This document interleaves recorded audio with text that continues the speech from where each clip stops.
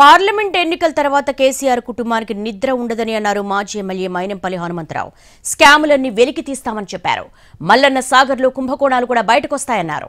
ఎన్నికల తర్వాత ఒక్కొక్కటిగా చిట్టా విప్పుతామని, కేసీఆర్ కుటుంబ సభ్యులకు మధ్యవర్తిత్వం చేసిన వారికి కూడా జైలు శిక్ష తప్పదన్నారు. 24 మంది ఎమ్మెల్యేలు టచ్లో ఉన్నారంటున్న కేసీఆర్ ప్రజలు తిరగబడతారన్నారు.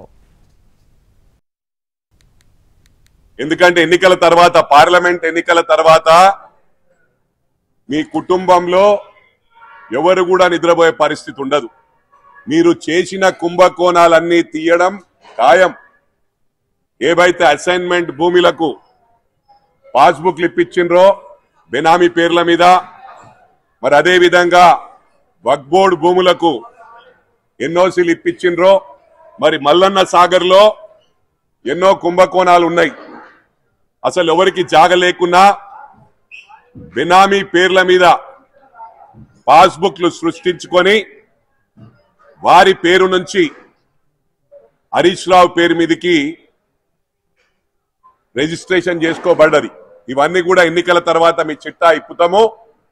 జాగ్రత్తగా మాట్లాడండి. ఎవరెవరు కుంభకోణాలు ఉన్నారో వదిలిపెట్టే ప్రసక్తి లేదు.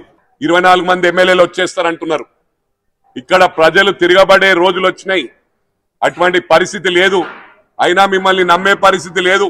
వచ్చిన వాళ్ళందరూ ఇలా గుండె మీద చేసుకొని ఆత్మ పరిశీలన చేసుకొని ఒక్కరు కూడా సాటిస్ఫైలో లేరు.